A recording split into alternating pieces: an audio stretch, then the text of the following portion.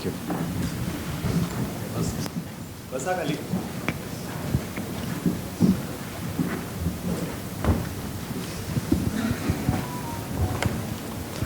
Once again, namaste and good morning, ladies and gentlemen, distinguished guests and avid readers.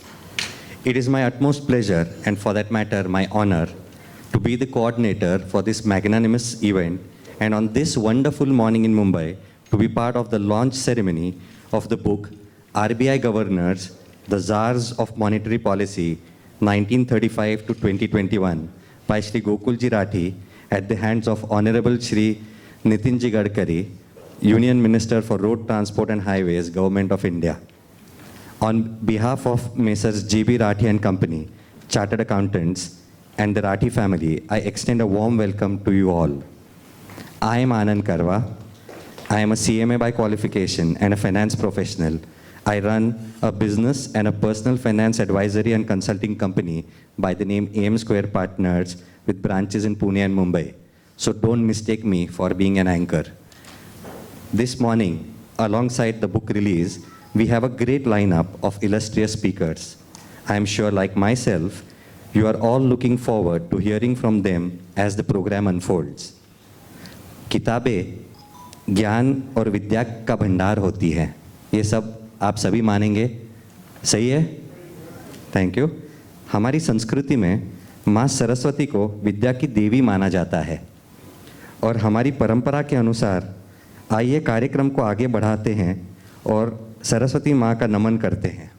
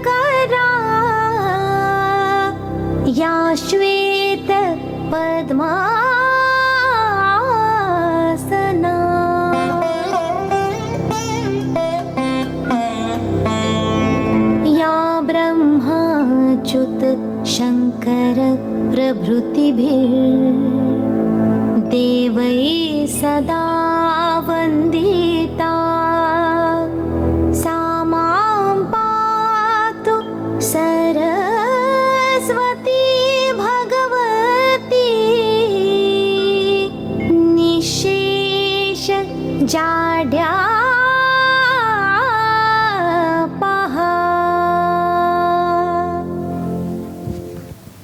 Hari Om.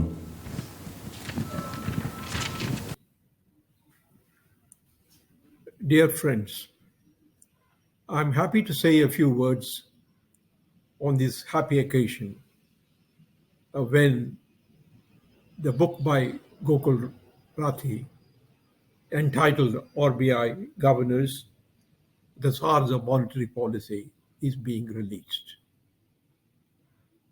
The book is well written, the style is elegant, and it is easy to read. I wish to congratulate Gokul Rathi on writing this valuable book. Central banks constitute and take an important place in the institutional framework of any country. The objective of a central bank is twofold: to maintain stability and to promote economic growth. The two objectives are in fact interrelated. A sustained high growth rate cannot be maintained unless there is stability. The Reserve Bank of India was set up in 1935. We have now had the Reserve Bank of India functioning for more than 8 decades. Governors of the Reserve Bank have been men of eminence and scholarship. They all have had rich academic and administrative experience. What Gokul Rathi has done is to present the history of the Reserve Bank of India through a presentation of what each governor did. This is an interesting way of presenting history. In talking about each governor, he mentions about their academic and administrative background, the problems that rose during their tenure, how they resolved, and also finally, what the view of others have been about their performance. Thus, it is a compendium of facts, carefully researched and interestingly presented. I therefore wish to congratulate once again Gokul Rathi on writing this book. And it is not only interesting, it is being made more lively by the various anecdotes, which sometimes are very amusing. But what is important is the leadership role played by the governors. In all institutions, the head of the institution plays a very important and significant role in shaping the policies of the institution. Therefore, getting to know about what each governor did is an interesting way of understanding how the institution has functioned. Once again, let me congratulate Gokul Rathi for the hard work he has put in and the enormous amount of facts that he has collected and presenting them in a very lively manner. Congratulations, Gokul. Friends, this book that Gokulji has written has a very unique flavor. It's a history book, it's a story book, it's a management book, it's an organization's development timeline, and it's about economy and banking. And to me, it also packed in biographic compilation of 25 personalities and the key elements and defining moments during their tenures. Not to mention that it is a journey through time, creating a learning experience, and may as well serve a guide for understanding the complex and hitherto translucent, if not opaque, world of RBI and the monetary policy framework of our nation. Our organizing hosts for this event, Messrs. GB Rathi and Company. This firm was started in 1983 by Gokulji. As it grew, it became a partnership in 2005. Since then, it now has 5 partners and 2 branches, Pune and Nashik. It specializes in banking services apart from direct taxation. On behalf of GB Rathi and Company, I call upon Rajeshri Ji to welcome this August gathering. Ms. Rajeshri Ji Kankaria is a CA of 2015 batch and a partner of the firm. She specializes in online services. Good morning. Thank you, Karwaji. Good morning, ladies and gentlemen, distinguished guests and book enthusiasts. On behalf of GB Rathi and Company, a very warm welcome to all of you as we gather here today to celebrate a very special occasion. The launch of a remarkable book, RBI Governors, the Czars of Monetary Policy, 1935 to 2021, authored by our esteemed partner, CA Gokul Rathi. I am delighted to welcome some of our guests who have traveled all the way from Nagpur, Pune, Mangalore Pir, Washim, Thane, and especially our chief guest, Shri Nitin Gadkari, who has flown in from Nagpur for this occasion. It is with great pleasure and excitement that I stand before you as we embark on this literary journey together.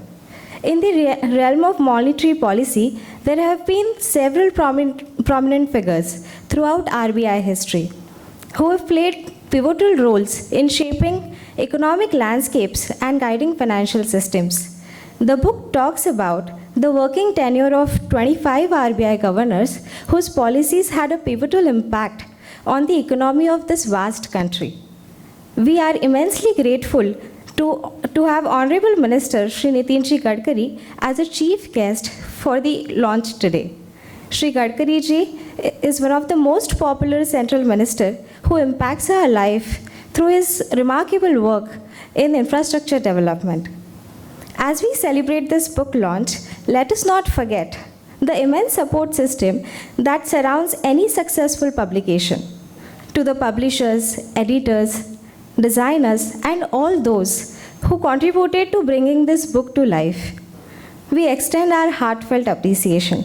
Your tireless efforts have ensured that this work of art reaches hands and hearts of readers across the world. On this momentous occasion, let us celebrate the written word, author's talent, and the incredible world of literature. May this book be the catalyst for meaningful conversations, moments of enlightenment, and a deep appreciation for RBI governors and their role in forming India as a strong economy before the world. On this positive note, may I now please request Shri Anandji Karwa to take over the baton. Thank you, Rajeshri ji. Our event today is graced with some very eminent personalities, masters in their field and creating social impact through their impeccable work. I request Sri Satish ji Marathe and our own Sri Gopal ji Kabra to kindly join us on stage. I request Gokul ji to escort them and join us too.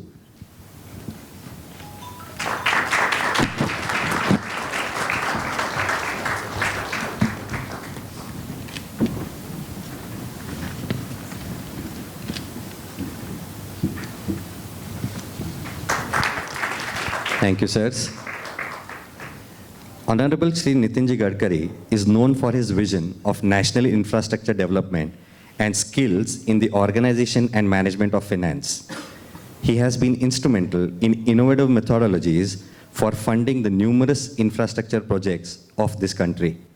He is as much an authority in finance and economics as much as roads and infrastructure, and of course, politics also. May I request Manjuji Rathi, wife of Gokul ji, to welcome and felicitate Shri Nitin ji, and I request Gokul ji to join her.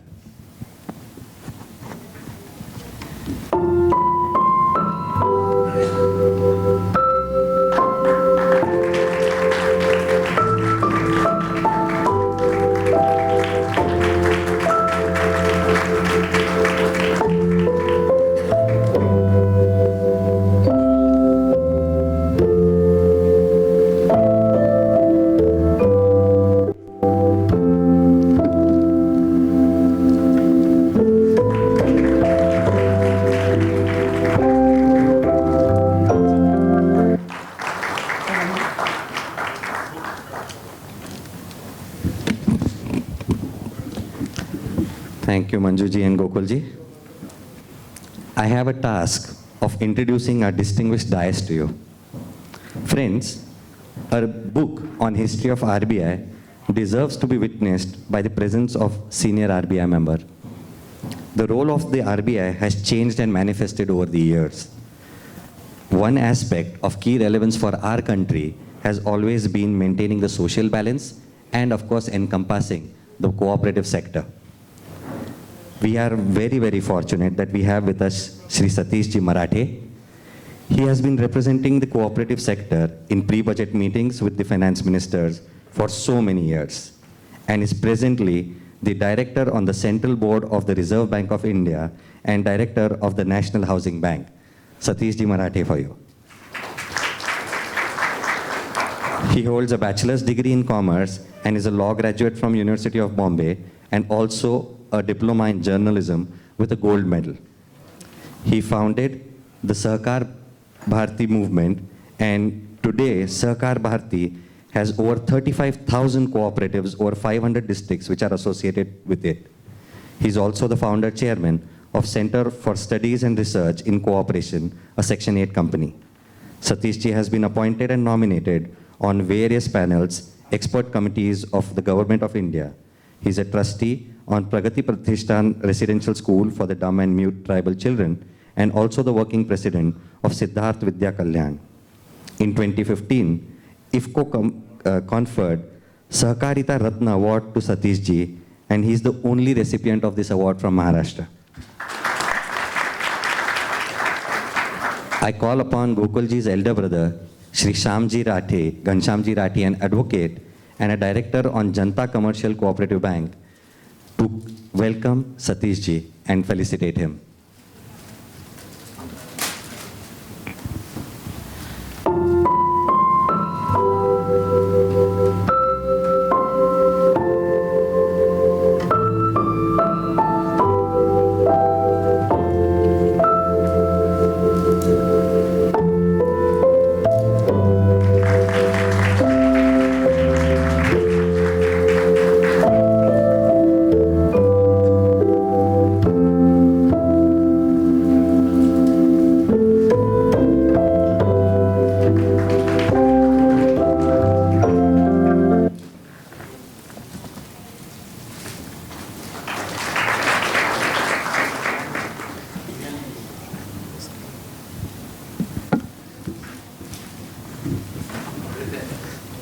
Thank you, Ghanshyam.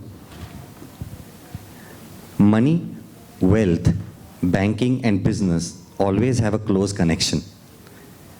With us today is a business leader, philanthropist, and a global entrepreneur, often recognized as a trendsetter in the industry.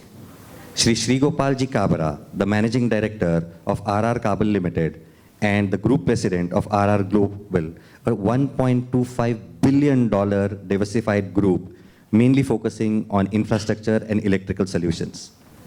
Born in Rajasthan and educated in Mumbai, Shri Kabaraji is credited for being first to introduce virtually fireproof products in the wires and cable industry. His basic mantra is very simple: get the right people, get the right products in the market at the right time. He was instrumental in setting up the Ram Ratna International in 1991, and today this group is spread across 90 countries in 6 continents.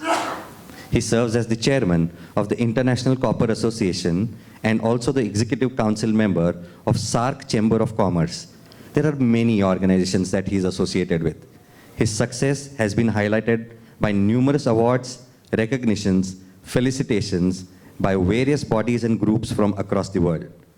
He is an active environmental conservation and health enthusiast. He is a promoter of education, and he is the chief trustee of Maheshwari Pragati Mandal in Mumbai. He serves as the president of Friends of Tribal Society in Mumbai, which runs the Ekal movement, and he also has set up a very unique CSR initiative, Our Roshni, which is helping provide electricity, education, and skill development for women and children in remote corners of this nation. He is associated with our Pune's Maheshwari Vidya Prachakra Mandal as well. I now request Dr. Radhashyamji Rathi, a practicing child specialist from Amravati, and Gokulji's brother, to welcome and felicitate Shri Gopalji.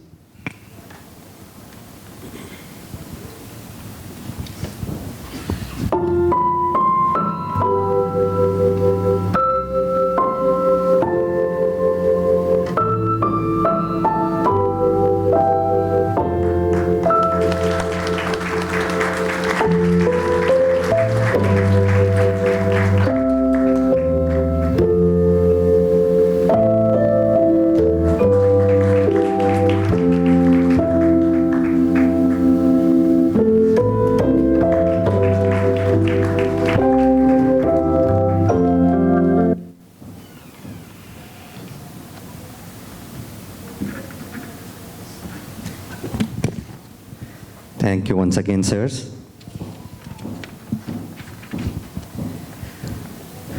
Shri Subhashji Deshmukh, who represents the Solapur South constituency in Maharashtra's Legislative Assembly, has been a major support to Gokulji. Bapu, as he is more fondly known, He's not been part of the event today because he's had a call of duty and is unable to be here. But I'm sure he's participating with us in mind and spirit. May I call upon Shri Avinashji Mahagaonkar, Gokulji's friend and also an associate of Subhashji Bapu, I mean. Avinashji is, of course, a stalwart in the sugar industry and was an administrative committee member of the Maharashtra State Cooperative Bank, the Apex Cooperative Bank of Maharashtra. I request Avinashji to come on stage and accept the honors on behalf of Subhashji Deshmukh.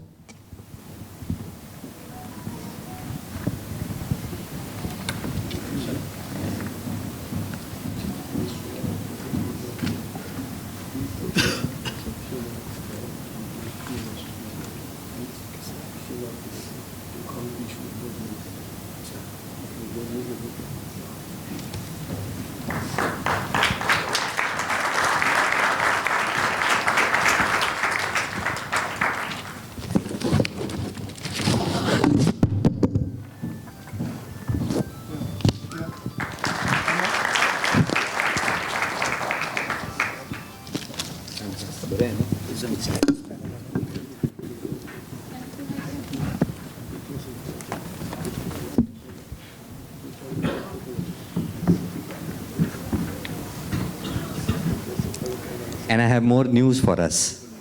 Avinashji has been elected on the executive committee of the Bharatiya Sugar. A round of applause for him.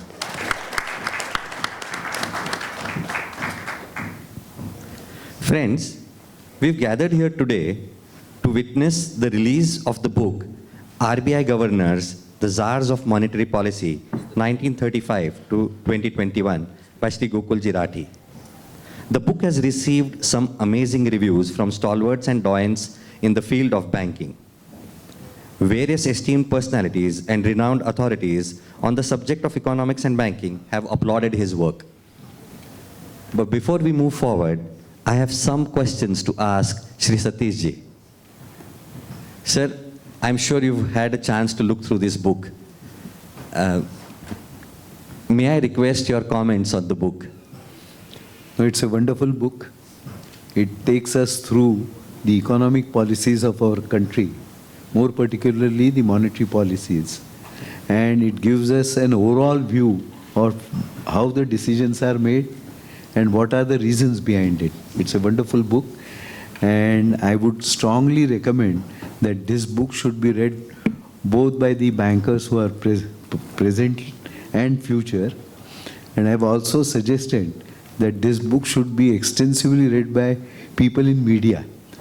At times, they do not necessarily have the background of why the decisions are taken and what the decisions are taken. Similarly, all students of finance and economics should also go through this book. It's not a very big book. One can read through it in a one day's time if one decides. It's a wonderful book, very lucid, very simple. Thank you. Thank you, sir. I think what you said was very, very relevant. Packing in 25 personalities in a matter of around 200 pages is, I think, an amazing task. But one more follow-on question. You talked about the policies and the background of how those are made.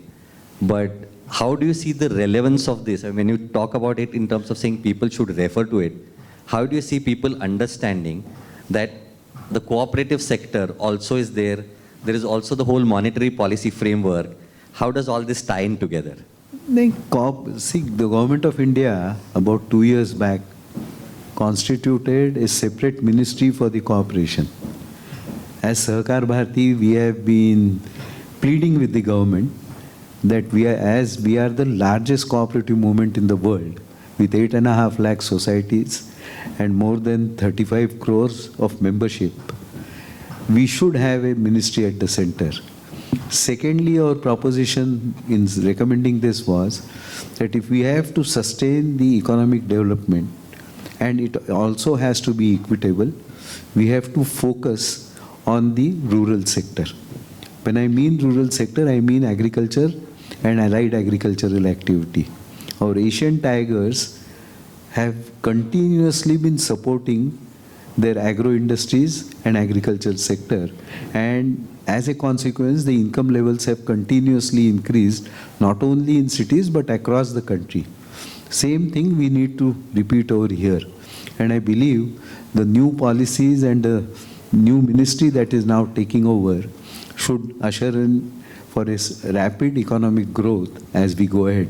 So cooperation will become a very integral part of our economy as we go ahead. That's how I feel today. Thank you. Thank you so much, sir. Very valuable comments. Sir, since you mentioned the rural economy and development, I feel tempted to go to Nitin, sir. Sir, development in this country now is synonymous with Nitin ji Gadkari. There is absolutely no doubt in my mind. So any development in the rural also is about infrastructure development, and there is no king of India better than you for infrastructure development. I am requesting your comments on that, Kam. Actually, in Indian economy, our GDP contributes 13% from agriculture, 22-24% from manufacturing sector, and 52 to 54% from service sector. The most important thing with the Indian economy is we are the fastest growing economy. And the infrastructure, water, power, transport and communication, without that we cannot have industry and business. Without industry and business we cannot create employment potential. And without employment potential we cannot eradicate the poverty. So infrastructure is very important as far as the capital investment is concerned, industrial development is concerned. Banking is a business.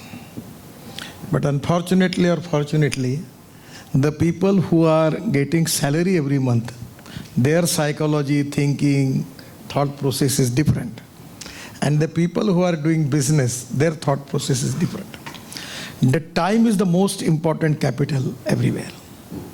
Now presently the Indian banking sector is very good because it is a backbone of Indian economy, and there is a great contribution from banking system for the development of rural and agriculture economy.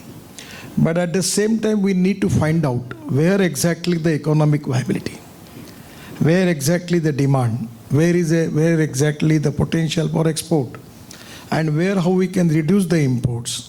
On the basis of that, how we are going to invest, that is to be most important thing. I feel that this is the time for the country. By using technology, we can make more investment in agriculture and rural India. And that is to be need of the hour because 65% of the population now belongs to agriculture and rural India. And their contribution in the GDP is only 12%. So exactly, I always expecting from the bankers that this is the time that we should have good economically viable project, and for that reason we should have good infrastructure. Now I feel that this is the time that there are a lot of infrastructure projects which are economically viable. Now frankly speaking, I feel that the money is not the problem. I'm giving you the example of Mumbai. At the time when I was minister, I got approved to construct 55 flyovers, Worli-Bandra sailing project and Mumbai-Pune Express Highway. The all money back. And now the government of Maharashtra has monetized the projects and they are getting 10,000 crore from the market. So the problem is that economic viability in the infrastructure project is good. And where there is an internal rate of return is good, where we need to have private investment, and where economic viability is not good, but it is essential for the society and the country to develop the project, where we can use government budget. So presently, infrastructure development is going to boost industry, agriculture, rural, even tourism industry is very important. I feel that here this is exactly just like agriculture.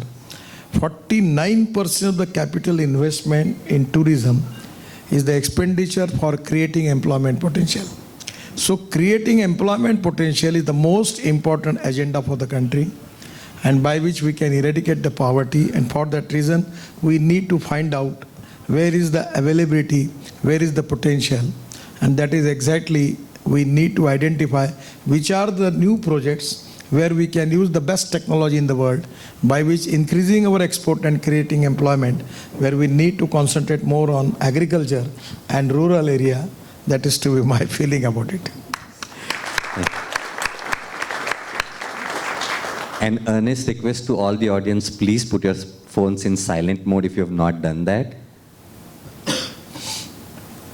Sir, thank you so much for that detailed response. मैंने कुछ देर पहले कहा था कि Nitin sir सिर्फ infrastructure के authority नहीं है, इकोनॉमिक्स और फाइनेंस के भी है, और अभी उन्होंने जो जवाब दिया उसमें हमको ध्यान में आ गया कि उनको सारे स्टैटिस्टिक्स पता है, जो शायद गोकुल सर और मुझे भी ध्यान में रखने पड़ते हैं as finance professionals. He also took us through the journey of how the whole economy is connected. He started with agriculture and came back all the way to agriculture via import, export, foreign exchange, finance, and how it should get funded. Sir, thank you so much for your response. You mentioned industry, and I think that's probably the best time for me to come to Sri Gopal ji for that. Sir, industry plays a very vital role, like sir pointed out. Creating a development, investing in viable projects, and of course, obviously, like I said, there is a connection between banking and industry. How do you view this scenario, and what do you see to point that sir raised, that what can we do as industry? See, if you ask me, there is a tremendous opportunity for India. Neither opportunity people are understanding, neither government is understanding. I'm talking in front of Nitin ji. There is a big demand for Indian products, but government need to come out with a very strict policy, Nitin ji. Unless and until we have a quality control in India, I don't think so we'll grow fast, but then we will come down. There is a big challenge in many product categories where in India, today is unfortunately or fortunately, unorganized players are trying to grow, maintaining quality. And the organized player, the top player, you name the companies, they are playing with the people trust. That's going to be the biggest challenge, because ingredient for any product has to be a world class. Respect for India is very high, thanks to our Prime Minister, and the government has done work. Today, people want to come to India because, see, I can experience it because we are the largest cable exporter. I myself travel more than 100 countries, and I have 30 foreign trips every year. I have foreign business. The perception about India has changed. Now we need to change our system, policy, and we also need a support from government. We don't want any subsidy, any incentive, nothing on. But then kind of infra, Nitin is working, government is working, that will reduce our costs. But there are a lot of small things which many countries allows. Like see, we get a third-party payment. Now banks are sometimes creating problem. You go to UK, they allowed. You go to China, they allowed. You go to Singapore, they allowed. But the small things need a support. Otherwise, there is a tremendous future for made in India product for the world. Thank you, sir. One more question to you, sir. So you talked about policy support and you talked about investment, and that's exactly what the subject matter of the book is. So how do you see the connection between RBI's policies and businesses? See, RBI policy is good as far as, because for us as a businessman, there is no issue. Only my personal willingness as an Indian, like everyone is waiting for the Fed policy, everyone is waiting what UK is going to do as an interest rate, all Europe is going to announce. The day should come that what RBI announced, the world should follow. Sir, I am going to defer this to Gokul sir, because as part of his book, there is a statement where a renowned economist in the US has said that if there was a governor like the governor of India at that point in time in US would not be in dirt. That is the statement that already has been made by a very... Sir, you may add value to that statement further. Well, yes, in respect of Dr. Y.V. Reddy, one of the topmost US economists, Joseph Stiglitz, mentioned that if there was a central banker, governor of the Federal Reserve like Dr. Y.V. Reddy, the American economy would have been in much better shape. And that is the type of credibility, that is the reputation that the Indian RBI governors are commanding all through the world. Thank you so much, sir. I think there is enough that we are intrigued about the book, and there were multiple comments from a lot of people. I'm going to read a few of the review comments to you. First one is from Dr. Chakravarti Rangarajan. As you all know, he was the governor of the RBI, and he's probably regarded as the architect of the monetary policy framework and is credited for bringing in the financial discipline framework for this country. Here's what he says, and this is a part of a brief foreword that he's written in the book. And I'm taking some extracts, this is not the entire foreword. This book that Rathi has written is not an analytical work. It is a catalogue of events. The book provides the academic and administrative background of the governors, key decisions taken by them. It is thus a compendium carefully collected and interestingly presented. And in his conclusion to the foreword, he has said that this book is a broad brush picture of the people who drove the institution during the 8 decades. It is interesting and sometimes amusing. That was Sir Rangarajan giving a comment on Gokul Sir's book, and Gokulji has dedicated his book to Rangarajan Sir. Another veteran and an authority on RBI history, Mr. P.P. Ramachandran, who has authored RBI an anecdotal history and has reviewed and edited 3 volumes of RBI history, apart from 81 other publications. He has written a very, very elaborate review. He says, Gokul Rathi's book chronicles the history of the Reserve Bank of India and its governors since its inception in 1935 to the present day. The book offers abundant proof of the author expending lots of midnight oil, making numerous visits to the Mecca of RBI memorabilia, the RBI archives in the College of Agricultural Banking in Pune. This book is a compulsory reading for all students of central banking, bankers, and students of the Indian economy. So that calls for an applause for the book. I have a couple more that I can tell you. Mrs. Usha Thorat, former Deputy Governor of RBI, she has written a very simple statement, but it's very, very deep. A very interesting way of presenting RBI's history through its governors. And Mrs. Meena Hema Chandran, retired Executive Director of the RBI and currently the Chairperson of Karur Vaishya Bank. She says, it's a very valuable contribution to the ongoing efforts of demystifying the Reserve Bank to the common man. Honorable Gadkari sir also, in his foreword to the book, has written, Mr. Rathi has penned down his marvelous book, giving glimpses of pre-independence, post-independence, and post-liberalization eras of the affairs of the RBI. I like the word affairs, sir, on that one. He goes on to say that this book has tremendous value not only for the students of economics and finance, but for everybody who wishes to get to know the core of the Indian banking system. Thank you so much, sir, for that. I think I should not waste any more time, and we should request Nitin ji and the dignitaries here to formally release the book for us right now. May I request Manju ji also to join us on stage for this moment?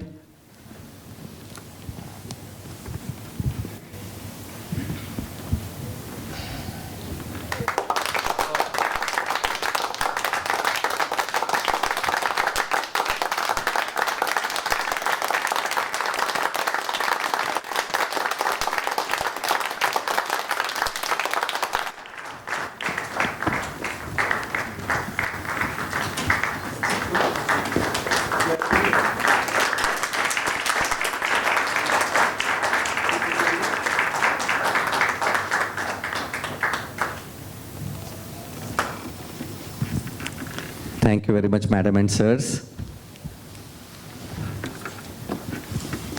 I just take this opportunity to inform the audience that all the income that is going to be generated from the sales of this book is going to be donated for charity and social welfare. Another round of applause for that.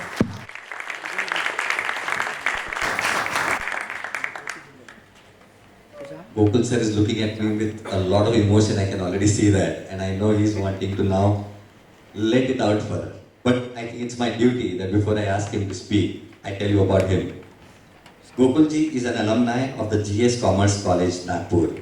That's where Nitin sir and he actually have studied together. He was the debating secretary in junior college, a rank holder with an impeccable educational career, including a rank in the CA inter exam. He's been a chartered accountant since 1983 and served in the industry for 7 years. He also visited UK as part of the youth exchange program of Rotary in 1987. He commenced full-time practice of auditing and taxation in Pune in 1990. With his main interests as auditing, obviously bank audits, and direct taxes, he went on to be qualified as a CISA, as also a DISA, and also holds a diploma in IFRS and in forensic audit. And as if that is not enough, he's also a certified business valuer. He's a regular faculty on certain courses of ICAI throughout the country. He's a director on the Maharashtra Cooperative Development Corporation promoted by the government of Maharashtra. Apart from being an auditor and of course now an author, he has been an advisor to banks in many capacities. He has done various assignments as an auditor, performed due diligence, borrower appraisals, bank valuations for various banks in the cooperative sector, private sector, and the public sector, and of course cooperative societies. Till recently, he was a professional director on the board of Mahesh Sahakari Bank Limited, Pune. Prior to this book, he had authored another book, Non-Performing Assets, a Practical Handbook, which was released in 2002. He has written multiple articles in various professional journals and local dailies, Pune's very own Sakar, as I would call it, and of course a lot of websites. He has been a past president of Mahesh Industrial Group, Pune, was on the managing committee of the Pune CA Society for several years. Again, as if this is not all enough, here's a personality who's a regular marathoner. I think you've run, sir, what, about 10, 15 different half marathons, and all of them, every time he betters his own timing. Sir, over to you to share your emotions at this time.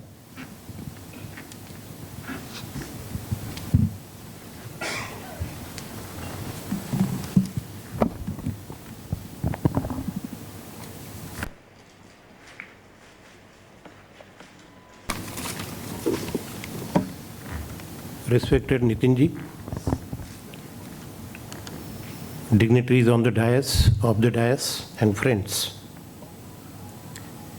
It's indeed a great pleasure and honor for me to welcome you all for this august occasion. My relations with Shri Gadkari ji go back to 1978, when he was a university representative in the Nagpur University Senate. And I, along with my dear friend Anand Parsure, were part of the students committee in GS Commerce. Those were the days when NSUI, the National Students Union of Congress, was very powerful. But it was the leadership of Nitin ji which gave rise to Akhil Bharatiya Vidyarthi Parishad, and in those days he had a huge following in the university. हम उस समय भी उनके भक्त थे और आज भी उनके भक्त हैं।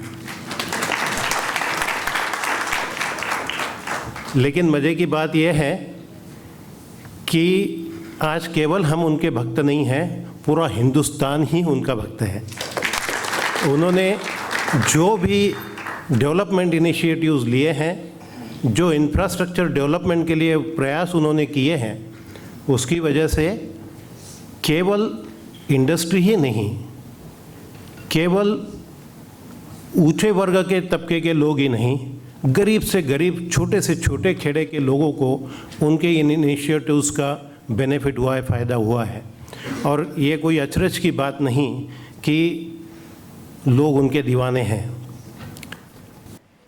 अगर हम राजकीय अवकाश पर मोदी जी को युग पुरुष माने, तो मैं ये मानता हूँ कि इंफ्रास्ट्रक्चर डेवलपमेंट के क्षेत्र में नितिन जी जैसा लीडर ना ही आज तक हुआ, ना इसके बाद में होगा। Friends, after the liberalization process was initiated in 1992, there was a lot of focus on RBI and the RBI governors. Till then, people hardly knew about RBI and lesser so about the RBI governors. However, it was the RBI which was steering many development projects for the government. Its role in maintaining price stability, exchange stability, and growth of the economy had started coming into sharper focus. It was the RBI which was at the forefront of handling crisis after crisis on the economic front. Take the case of foreign exchange crisis of 1991, which India faced, Asian financial crisis of 1997, or subprime crisis of 2008. It was the RBI that handled all these issues successfully and could steer the economy out of these extraordinary times without much damage to the economy.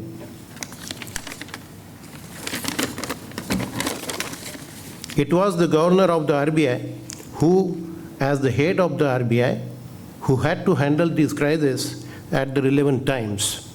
Friends, it was the RBI which was entrusted to handle the economic fallout of the COVID crisis. And it was so handled with such maturity that the economy could spring back to normalcy immediately thereafter, and has picked up steam and growth momentum while all other countries or major economies in the world are still suffering from the shocks faced during those times. Being a student of banking, I was really very impressed by the way the RBI was handling crisis after crisis with so much finesse. I was greatly impressed by Dr. Y.V. Reddy. But when I started searching for a book on the RBI governors, I was surprised to find that there was none. This was a trigger that tempted me to write one. When I wrote a mail to Dr. Rangarajan, former governor and the pioneer of the modern central banking in India, he immediately responded with his blessings, but cautioned me to write one only after deep research.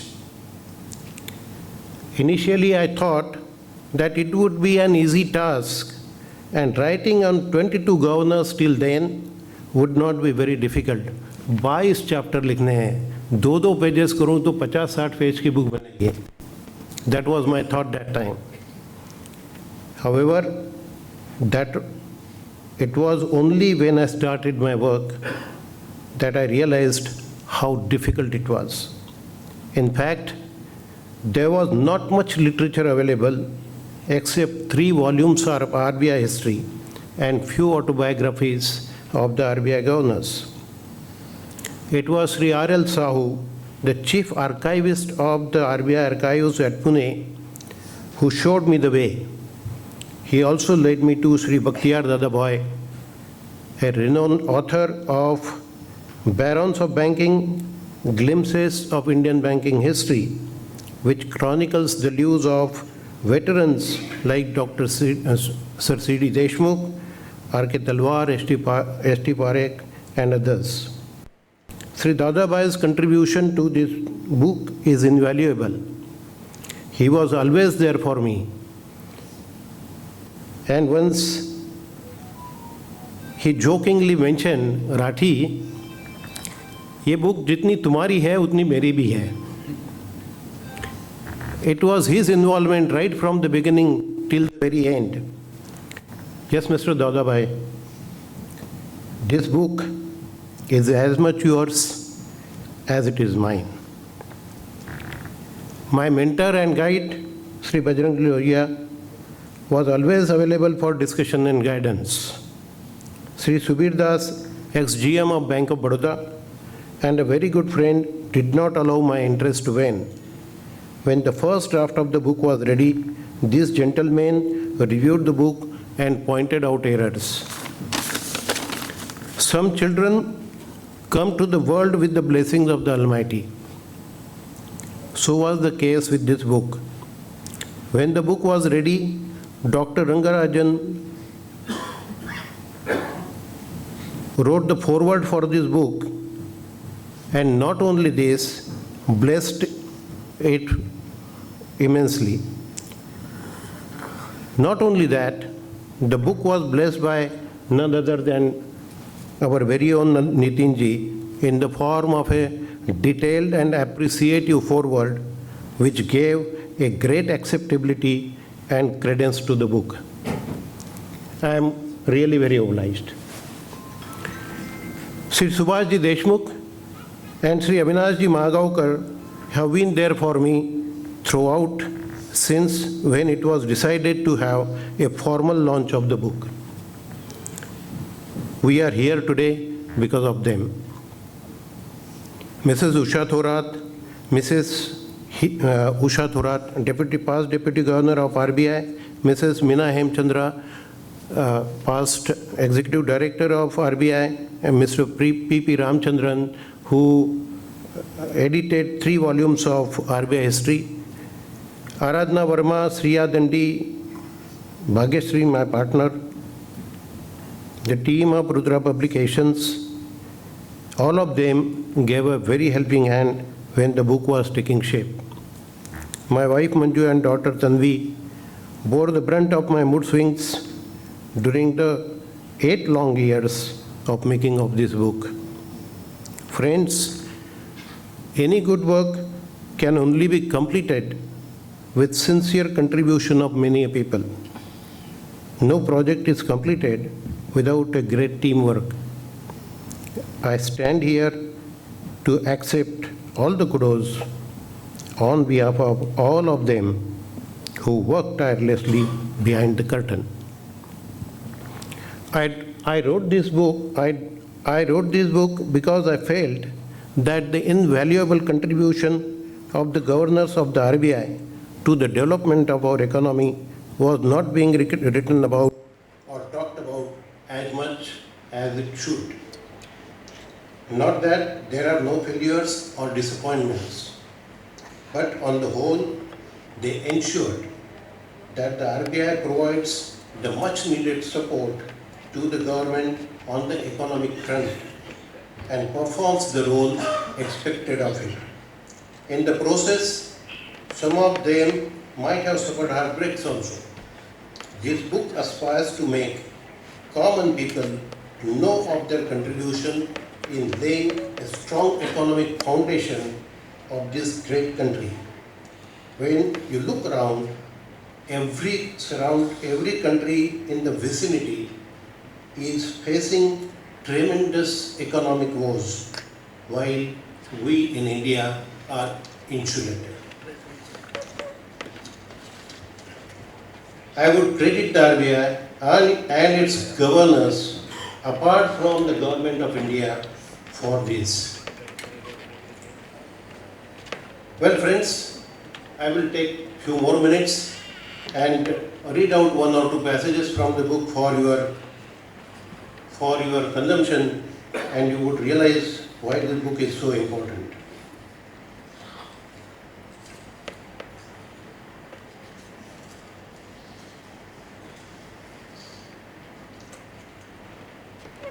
K.R. Narayanan, past President of India, had this to say about Dr. Rangarajan in 2001, page 141. Hailed as one of the chief architects of India's monetary policy for several years, Dr. Rangarajan, during his long and distinguished career, particularly during his association with the Reserve Bank of India, as Deputy Governor and subsequently as Governor, devised a monetary policy which would facilitate growth and ensure price stability. Most of the measures, such as simplification, and deregulation of interest rate structure, policy formulation for improving lendable resources of banks, upgradation of the information technology and introduction of competition in the financial system have contributed to lay down the foundation of a monetary policy to further strengthen India's new economic environment.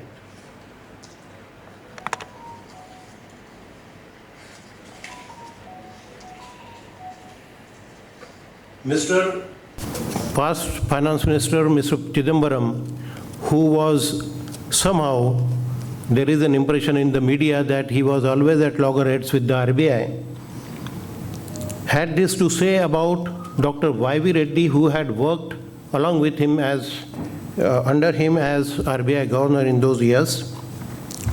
Venu prepared the country well for the crisis, that is the 2008 subprime crisis. He recognized that there was an increase in aggregate demand, and he took steps on the monetary side with a careful and calibrated increase of repo and reverse repo rates. Then, when the inflows of foreign capital started increasing, he started the market stabilization fund for mopping up the resultant liquidity and didn't allow the government to use it. There has been a lot of discussion in the media always about how independent is Reserve Bank of India and whether it is autonomous. Well, a very subtle statement had come from Dr. Y.V. Reddy when he was asked about this. He said, well, I declare that we are independent. I have permission from my finance minister to say so. Well, friends, my father-in-law, Sri Bankatlalji Mundra, passed away on 21st July last year. He was a die-hard Swayansevak, and he was Jilla Pramukh of Jilla Sangha Pramukh of Parbhani district for 30 years. He would have been really very happy to see this celebration. I really miss my parents and one of my cousins, Sri Subhaji Rathi, who was a banker himself on this occasion. I am sure they are watching me from the heavens and participating in the celebrations. I sincerely thank you all for your presence and for being a part of our joy and happiness. A question has been asked to me by some of my friends as to why this formal launch when the book was released by the publishers in April.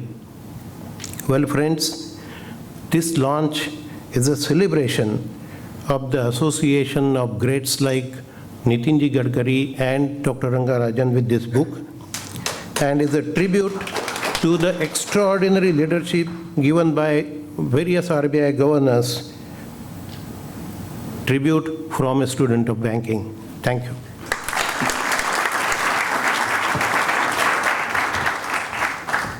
Indeed, a very heartfelt proposition that Gokul sir has made.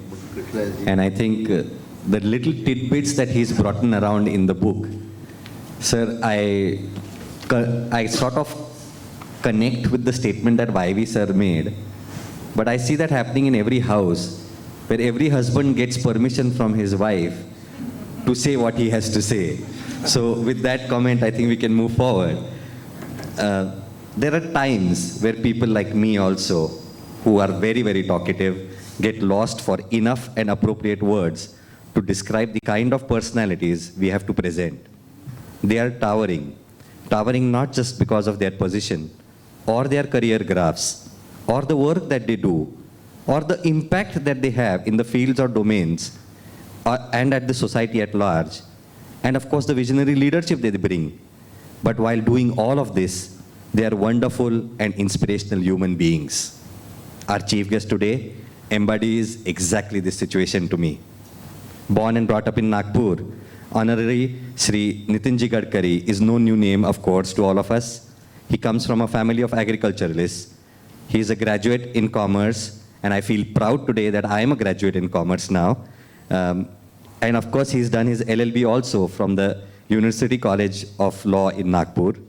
In 1979, he became the secretary of the Vidarbha region of ABVP, the student wing of RSS, and successfully organized its 28th National Convention.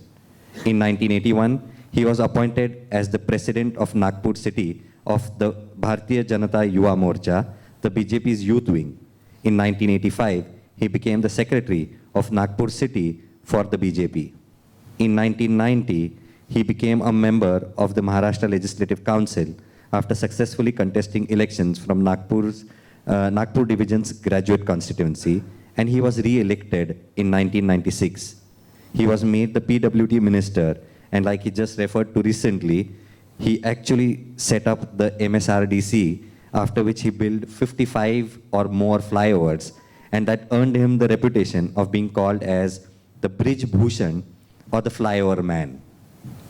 And I think some of us who've traveled all the way from Pune have taken the benefit of all of these efforts that you have put in, sir. So thank you so much once again for that. He's been a key person behind the concept of public-private partnership in infrastructure development. You heard him talk about it a few minutes ago already. And the build, operate, transfer is a mechanism that actually grows out of it.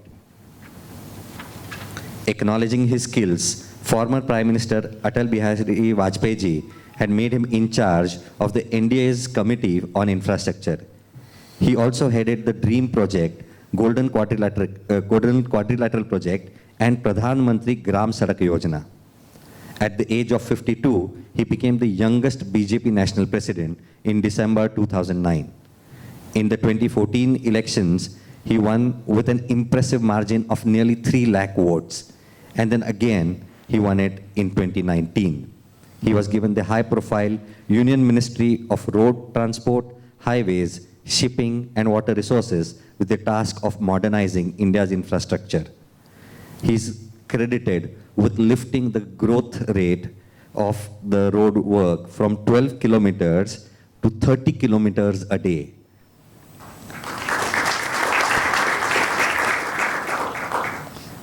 The new Motor Vehicles Act also is an outcome of his work. I think he's the longest serving minister for road transport and highways. And of course, we all know him as BJP's troubleshooter also whenever there is any need. Sir has also co-authored a book, India Aspires, Redefining Politics of Development, with BJP spokesperson Tuhin Sinha. To some of the Vidarbha Nivasis here, my father comes from there as well, he's a die-hard foodie, and I think every Vidarbhian is that way. And he's an authority in vegetarian and Maharashtrian food. And today's menu, I know, is exactly what his choice would have been. And he loves to take his friends on culinary trips. Sir, over to you for your views on the book and whatever you have to advise us on.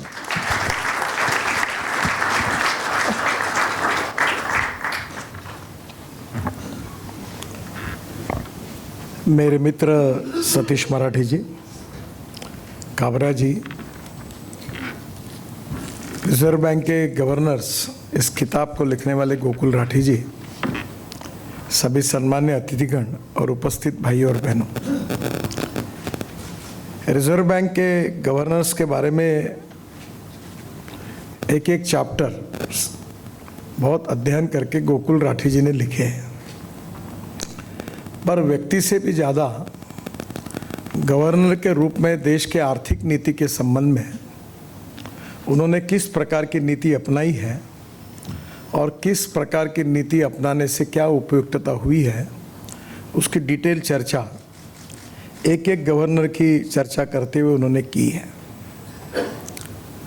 हमारा देश fastest growing economy है और आज हम अमृत काल में हैं। देश को 75 साल हमने पूरे किए हैं और आर्थिक दृष्टि से अगर विचार करना होगा तो 47 के पहले और 47 के बाद हमारी सोच में काफ़ी परिवर्तन हुए हैं। 47 के समय हमारे देश में विशेष रूप से 3 बातों का विचार होता था। एक था समाजवाद, दूसरा था साम्यवाद और तीसरा था पूंजीवाद। और जो जो विचारधाराएं थी उसका आर्थिक नीतियों पर परिणाम भी होता था। कांग्रेस ने उस समय समाजवाद का पुरस्कार करते हुए पंडित जवाहरलाल नेहरू के नेतृत्व में इस देश की आर्थिक नीति की शुरुआत की। कुछ स्वतंत्र पार्टी के लोग और विचार करने वाले आर्थिक नीति वाले जो लोग थे, उन्होंने विशेष रूप से लिबरल इकोनॉमिक्स, जिसमें पूंजीवाद का समर्थन किया, और चाइना और सोवियत रशिया से प्रेरित होकर बहुत से लोग जो कम्युनिस्ट विचारधारा की बात करते थे। आज 75 साल के बाद सबसे पहले आर्थिक क्षेत्र में अगर हमको विचार करना है तो कम्युनिस्ट पार्टी और कम्युनिस्ट विचार अब नहीं के बराबर है। चाइना जिसका मूल था, वहाँ मंगोलियन वंश के जो चाइनीज़ थे, NRIs थे वहाँ के, नॉन रेसिडेंट चाइनीज़, तो उन्होंने बड़े प्रमाण पर इन्वेस्टमेंट लाई शंघाई में, और लिबरल इकोनॉमी का आधार लेकर उन्होंने काफ़ी बड़े प्रमाण पर इकोनॉमिक प्रोसेस को काफ़ी एक्सेलरेट किया।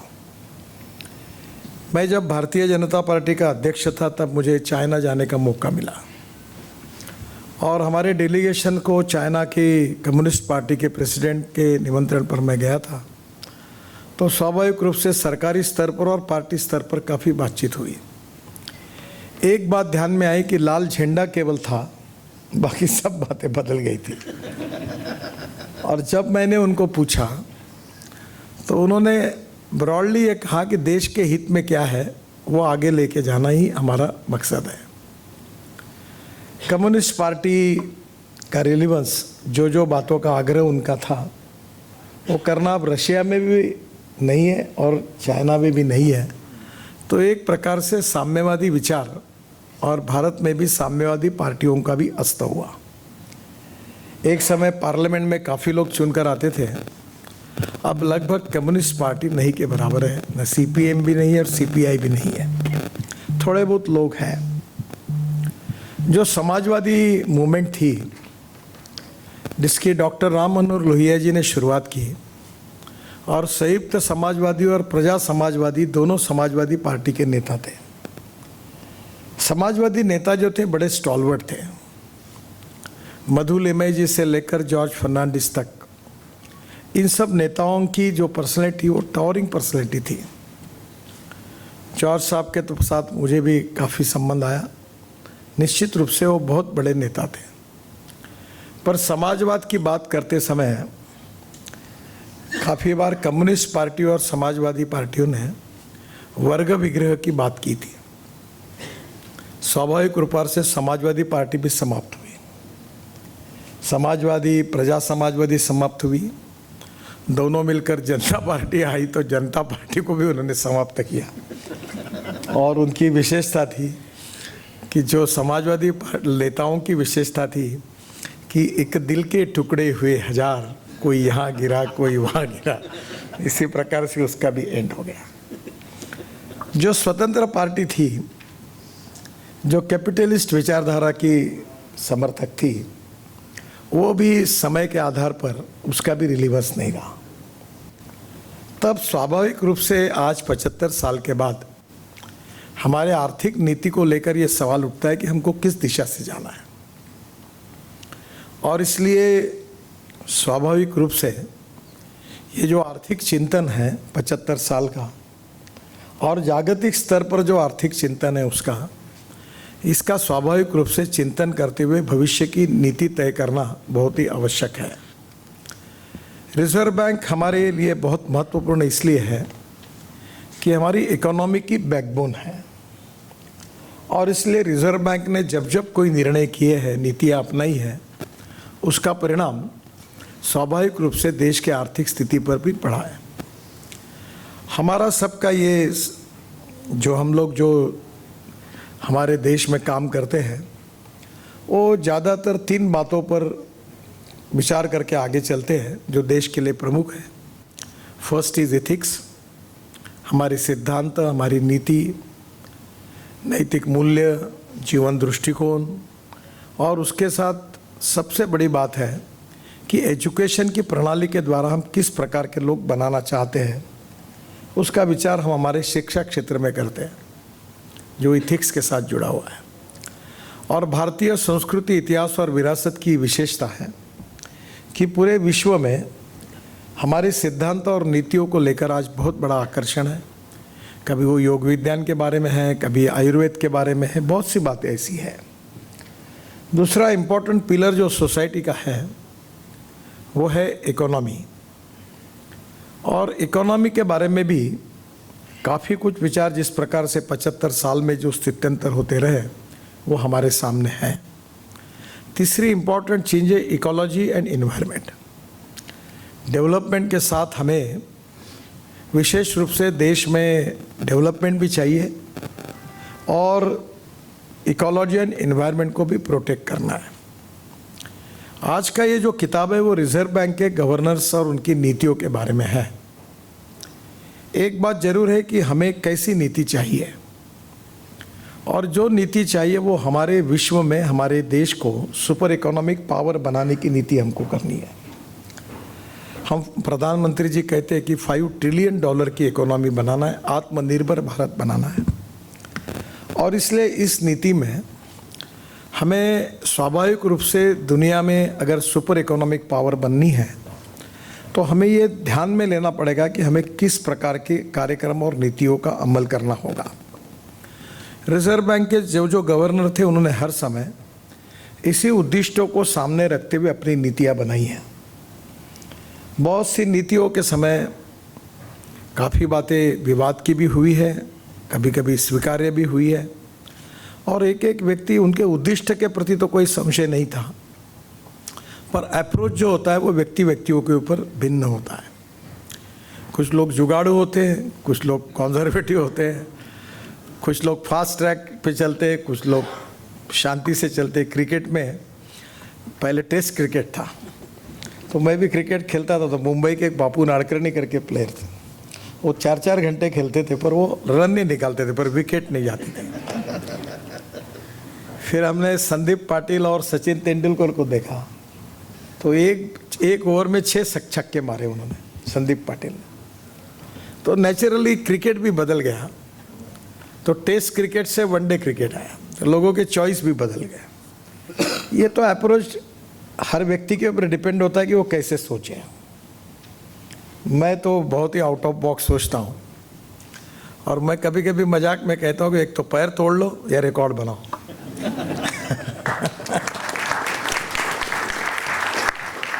और इसलिए स्वाभाविक रूप से नीतियों में भी फर्क पड़ रहा है। पहली बात यह है कि जैसे मैंने अपने जवाब में कहा था कि एग्रीकल्चर, रूरल और ट्राइबल, इसका शरद जोशी जो शेतकरी संगठन के थे, मैं उनकी बहुत सी बातों को बहुत स्वीकारता हूँ। वो उसको कहते थे कि ये भारत है और ये मुंबई, पुणे, दिल्ली, कलकत्ता, चेन्नई, ये इंडिया है। वो उसको डिवीजन करते थे। मोटे तौर पर उनकी बातों के विवादों में मैं नहीं जाऊंगा, पर आर्थिक आधार पर फर्क स्पष्ट है। आज गांव, गरीब, मजदूर और किसान, उनकी जो हालत है उसमें एक समय महात्मा गांधी जी कहते थे कि देश हमारा गांवों में बसता है। जब 85% पॉपुलेशन ये रूरल, एग्रीकल्चर और ट्राइबल गांवों में बसती थी, अब 65% पॉपुलेशन केवल है, 30% का माइग्रेशन हुआ है।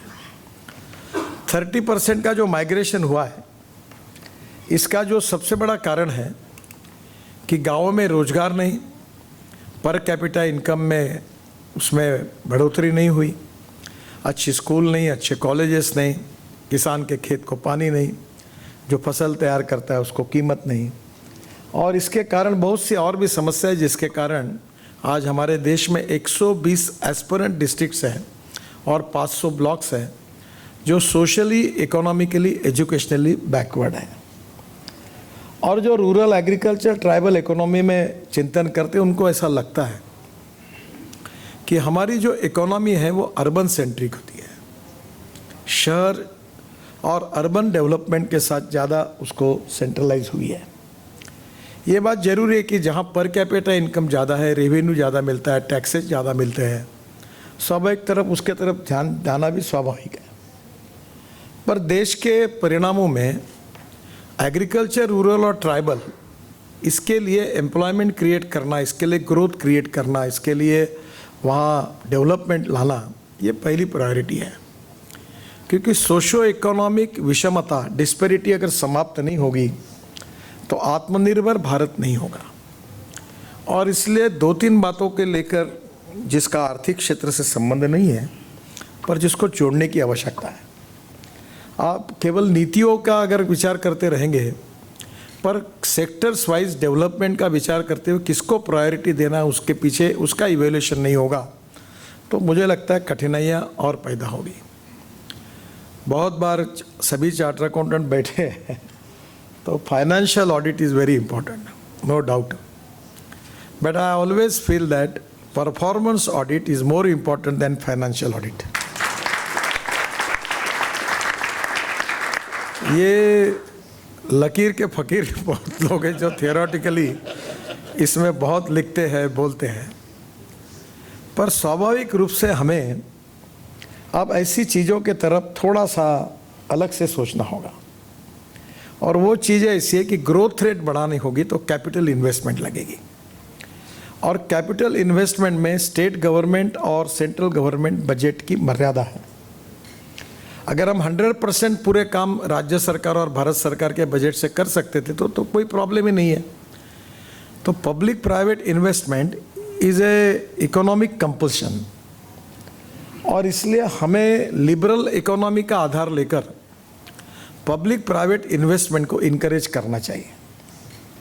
मैं एक बहुत अच्छा उदाहरण मेरे लाइफ में मुझे आया कि हमने BOT, हाइब्रिड एन्युटी, TOT, अलग अलग प्रकार के अभी इनवीट ऐसे मॉडल बहुत तैयार किए हैं। पर मैं जब वाटर रिसोर्सेस मिनिस्टर था तो मैंने मथुरा में एक हाइब्रिड एन्युटी में एक प्रोजेक्ट किया था जिसमें 40% of the equity guarantee in aid सरकार ने दी थी और 60% प्राइवेट एंटरप्रेन्योर ने डाली थी। अब जो मथुरा का गंदा पानी है उसके लिए प्रोजेक्ट ये तैयार किया था कि इसमें 40% ग्रांट देंगे, 100% की जगह 40% देंगे और 60% इन्वेस्टर लाएगा। एक त्रिवेणी इंजीनियरिंग कंपनी है, उनको टेंडर मिला और उसमें मैंने ये मॉडल ऐसा तैयार किया था कि उसमें से जो पानी शुद्ध होगा वो 20%, वो 20 करोड़ पर ईयर रॉयल्टी देकर इंडियन ऑयल जो मथुरा में रेलवे स्टेशन के बाजू में रिफाइनरी है वो खरीदी करेगी। प्रोजेक्ट पूरा हुआ और वो इरिगेशन डिपार्टमेंट से जो पानी लेते थे इंडियन ऑयल, उसको 26 करोड़ देने पड़ते थे, उनको 6 करोड़ बच गए और 20 करोड़ साल के इंडियन ऑयल अभी उनको दे रही है और ये प्रोजेक्ट सक्सेसफुली पूरा हुआ। तो मैंने ऐसी सोच के बताया कि इस देश में एक solid waste management and liquid waste management में करीब 5 लाख करोड़ की इकोनॉमी बन सकती है, 5 लाख करोड़ की। अभी हमारे नागपुर शहर में हमने 7 साल पहले हमारा सीवेज वाटर ये महाराष्ट्र सरकार के पावर जनरेशन कंपनी को, कोराडी और खापरखेड़ा को बेचा। तो टॉयलेट का पानी बेचकर हमको 300 करोड़ रुपए साल के मिल रहे हैं। अभी मैंने गाजीपुर करके, दिल्ली में माउंटेन है बड़े बड़े, मुंबई में जैसी बड़ी बड़ी बिल्डिंग है वैसे कचरे के माउंटेन है। तो पहले मैंने दिल्ली मेरठ हाईवे पे कोशिश की, नहीं जम पाया। अभी दिल्ली का एक UR2 रिंग रोड 10,000 करोड़ काम बना रहे हैं, अब काम हो गया। उसमें हमने कचरे को सेग्रीगेट करके 30 लाख टन कचरा रोड में डाल दिया। अहमदाबाद में डाला और वहाँ भी हमने 30 लाख टन कचरा डोलेरो अहमदाबाद रोड में डाल दिया। अब हमने पॉलिसी बनाई है। तो ये सर्कुलेशन इकोनॉमी जो है, वेस्ट टू वेल्थ, कि no material is waste and no person is waste, it is depending upon the appropriate technology and vision of the leadership that you can convert waste into wealth. अभी tyre के ऊपर हमारे यहाँ बंदी थी। मैंने environment ministry को कहा कि टायर को तुम परमिशन दे दो इंपोर्ट करने की, और टायर से जो रबर पाउडर निकलती है वो हम लोग अभी 15% बिटुमेन में डालते हैं, क्योंकि हमारे देश को 80 लाख टन ऑफ बिटुमेन लगता है, 50 लाख टन हमारी रिफाइनरी देती है, 30 लाख टन हम इंपोर्ट करते हैं। तो मैंने कहा ये रबर पाउडर जो है ये बिटुमिन में डालने से बिटुमिन के रोड अच्छे क्वालिटी के बनते हैं। और सबसे बड़ी बात है कि बिटुमिन की प्राइस 50 रुपये किलो है और रबर वेस्ट टायर की रबर की प्राइस 30 रुपये 25 रुपये किलो है। तो import substitute, cost effective, pollution free और इंडिजिनियस, ऐसी बहुत सी बातें हैं। और स्वाभाविक रूप से जो मेरा किसी पर आरोप नहीं है, पर जो लोग शहर में रहेंगे या जिस एनवायरनमेंट में रहते हैं, या रिजर्व बैंक में भी अभी कोई इंडस्ट्री वाला गवर्नर नहीं बना, तो स्वाभाविक रूप से कोई एग्रीकल्चर में काम करने वाला नहीं बना, तो रिजर्व बैंक का गवर्नर एक तो ब्यूरोक्रेसी से भी आया है, तो नेचुरली कितना भी होगा तो जो जहाँ काम करता है उसका माइंड सेटअप उसके साथ रिलेटेड होता है। अभी काबरा जी को वायर का ही मालूम है पूरा, इसका कारण पूरी टेक्नोलॉजी और वो उनके दो जो प्रोडक्ट्स है उससे रिलेटेड ही उनका इंटरेस्ट होगा, उसी में इकोनॉमिक वायबिलिटी, एक्सपोर्ट, वही उनमें विचार करेंगे, स्वाभाविक भी है। ये जो रूरल एग्रीकल्चर और ट्राइबल की ग्रोथ रेट को 12% से कम 25% तक ले जाना है, that is to be the most important priority for the government and as a economy also. इसका प्रतिबिंब नीतियों में तभी होता है जब सरकार की आर्थिक नीतियाँ किस प्रकार की है। हम हमारे सामाजिक आर्थिक चिंतन अंत्योदय की बात करते हैं। द 3 इम्पॉर्टेंट हमारी जो उद्दिष्ट है उसमें से नेशनलिज्म हमारा आत्मा है, गुड गवर्नेंस एंड डेवलपमेंट हमारा मिशन है, और दीनदयाल उपाध्याय जी का सामाजिक आर्थिक चिंतन अंत्योदय, ये हमारा जो last man of the society who is socially, economically, educationally backward, जिसके पास रहने के लिए मकान नहीं, खाने के लिए रोटी नहीं, शरीर पर कपड़ा नहीं, उसको केंद्र बिंदु मानकर हम उसके लिए काम करेंगे। और उस दिन जिस व्यक्ति को रोटी, कपड़ा, मकान मिलेगा उस दिन हमारा कार्य पूरा होगा। तो ये 3 जो बातें हैं वो विशेष रूप से संघ स्कूल ऑफ थॉट से इसका संबंध है। और अंत्योदय ये सामाजिक आर्थिक चिंतन है और इसका प्रतिबिंब प्रधानमंत्री जी के भी भाषण में और हर समय कृतियों में है, गरीब कल्याण योजना। और हमने करोड़ों लोगों को जो योजनाएं पहुंचाई है, अभी हमारी कम से कम 37 स्कीम्स आई और एक एक स्कीम का फ़ायदा 30-30, 40-40 करोड़ लोगों को मिला है। वो सब गरीबों को केंद्र बिंदु मानकर बनी। आयुष्य योजना से लेकर गैस सिलेंडर से लेकर बैंकों में जो हमने अकाउंट खोले 3.5 करोड़ थे, आज 49 करोड़ से हैं। और अब धीरे धीरे मुद्रा योजना में भी जो फाइनेंस हुआ अच्छा है। और मैं, बड़े लोग भी पैसा देते ऐसा नहीं है, पर मैंने कभी, हमारी एक कोऑपरेटिव बैंक है, मेरी पत्नी उसकी अध्यक्ष है, तो मैं जनरली कभी हमारी चर्चा नहीं होती, तो मैंने उनको कहा कि आप ई रिक्शा को फाइनेंस करो। तो उसने कहा तुम्हारे ठीक है नेतागिरी, पर हमने फाइनेंस करेंगे और पैसे नहीं दिए तो हमारे बैंक का क्या होगा। तो उसने मुझे बड़ा अपना प्रैक्टिकल क्वेश्चन पूछा। तो मैंने उसको कहा कि एक काम करो, पहले 25-50 लोगों को फाइनेंस करके देखो, अगर वो ठीक होगा तो आगे करो। अब करते करते उन्होंने 400 लोगों को फाइनेंस किया और 100% लोग बराबर पेमेंट दे रहे हैं। तो आज महाराष्ट्र में ये 3.5 lakh 4 lakh crore deposits credit cooperative society के पास है, वो रात को पैसे इकट्ठा करते हैं। और कोऑपरेटिव बैंकों की सक्सेस स्टोरी केवल महाराष्ट्र की है। तो ये सक्सेस स्टोरी जो थी वो महाराष्ट्र और गुजरात के बाहर ज़्यादा नहीं जाती। और रिजर्व बैंक के सब गवर्नर आते हैं, उनका बैकग्राउंड बाकी राज्यों से आता है। तो मुझे प्रणब मुखर्जी ने एक बार सही में पूछा, शायद मुझे लगता है सतीश जी मेरे साथ थे, मैं बीजेपी का अध्यक्ष था और प्रणब मुखर्जी के पास गया था ऐसे ही कोऑपरेटिव बैंकों को लेकर। तो उन्हें, नितिन एक बात बताओ, ये कोऑपरेटिव है नहीं, इससे पॉलिटिकल चैरिटी? बोला नहीं, ऐसा नहीं है। आपको किसने बताया? फिर मैंने उनको बताया कि महाराष्ट्र में कैसा हुआ, कैसे इनकम, एग्रीकल्चर में डेवलपमेंट कैसी हुई। तो बहुत से बारे में, कोऑपरेटिव के बारे में अब विभाग भी खुला है, पर इसमें कुछ 2-4 हर जगह पर अच्छे और बुरे लोग आते ही हैं। हमें अच्छे लोगों को सपोर्ट करना है और बुरे लोगों को ख़त्म करना है। तो ये चलेगा ही सिस्टम में। No one is perfect and no one can claim that he is perfect. तो मेरा जो सबसे इम्पॉर्टेंट चीज़ है कि नीतियों के साथ थोड़ा सा टेक्नोलॉजी का संबंध जोड़ना चाहिए। केवल नीतियों के आधार पर टेक्नोलॉजी के साथ जो बेस्ट सक्सेसफुल प्रैक्टिसेस है वर्ल्ड में, उसका अगर हमारे नीतियों के साथ उसका अगर बराबर उसके साथ इम्प्लीमेंटेशन होगा तो परिणाम 3 गुना 4 गुना ज़्यादा होंगे। और नॉलेज ये पावर है। Innovation, entrepreneurship, science, technology, research, skill and successful practices, we name it as knowledge and conversion of knowledge in to wealth is the future. तो आर्थिक नीति और बेस्ट टेक्नोलॉजी। अब सबसे इम्पोर्टेंट चीज़ है कि हमारे देश के इंपोर्ट क्या होता है ये रिजर्व बैंक को मालूम है, एक्सपोर्ट क्या होता है ये रिजर्व बैंक को मालूम है।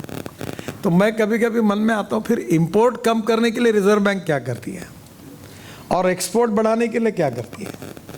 हमारे पास कॉपर है, कॉपर इंपोर्ट कर रहे हैं। हमारे पास एल्यूमिनियम है, एल्यूमिनियम इंपोर्ट कर रहे हैं। हमारे पास 16 लाख करोड़ का फॉसिल फ्यूल हम इंपोर्ट कर रहे हैं। तो हमारी नीतियों में इंपोर्ट सब्स्टिट्यूट अगर नीति अगर होगी कि हमारी आर्थिक नीति का संबंध इंपोर्ट को कम करने के लिए होगा, एक्सपोर्ट को बढ़ाने के लिए होगा, तो ग्रोथ रेट हमारा काफ़ी गुना बढ़ सकता है।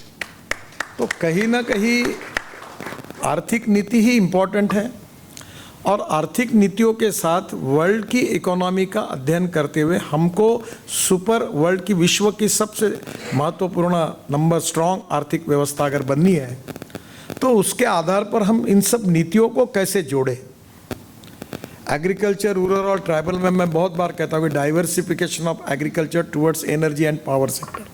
मैं 2004 से बोलता आउट ऑफ बॉक्स बोलता था कि इतना समय निकल गया हो गया, पर जीवन के 20-20 साल तो लोगों को समझाने में जाएंगे तो अब कब तक ये करते रहेंगे, क्योंकि mind setup is a big problem और conservative approach is another big problem. मैं कभी कभी कहता हूँ I like people who can get the things done, even I like people who can take the wrong decisions, but I dislike people who don't want to take the decisions.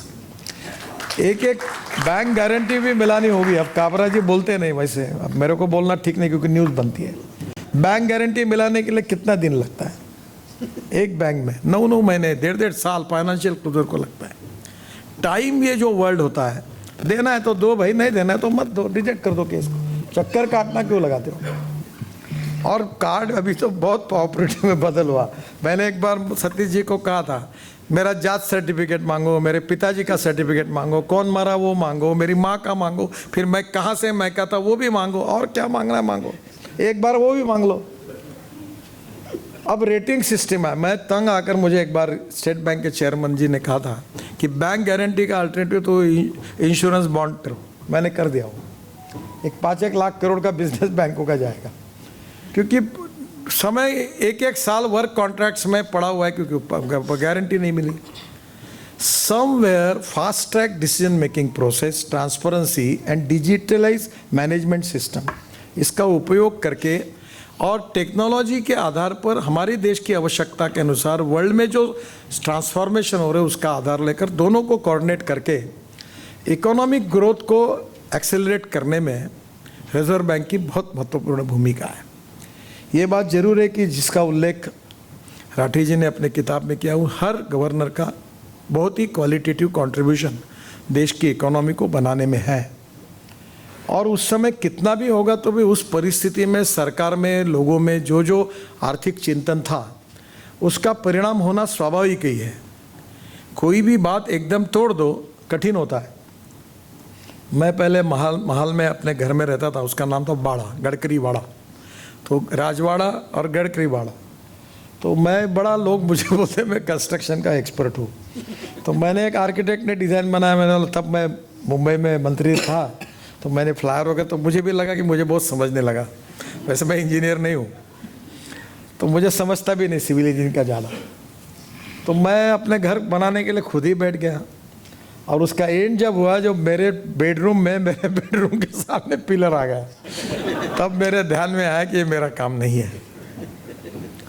तो कहीं ना कहीं एक बात जरूरी है कि आने वाले समय में देश की आवश्यकता के अनुसार और भविष्य में सुपर इकोनॉमिक पावर बनाने के लिए agriculture, rural, tribal, tourism, infrastructure, water, power, transport, communication, इसके साथ वाटर कंजर्वेशन, इकोलॉजी, इन्वायरमेंट, अब रिवर कनेक्टिविटी का भी प्रोजेक्ट है। अभी मैं तो इतना इकोनॉमिक एक्सपर्ट नहीं हूँ, ना मैं चार्टर अकाउंटेंट हूँ, ना मैं इंजीनियर हूँ, पर मैं एक बार रिजर्व बैंक गवर्नर साहब को मैंने बुलाकर पूछा था कि आपके पास डॉलर में डिपॉजिट बढ़ रहा है और अभी मेट्रो के लिए आपने जो है वो उसको डॉलर रुपीस को फ्लक्चुएशन जो होता है तो आपने उसके साथ कुछ कवरेज दिया है कि उनको ज़रूरत नहीं है।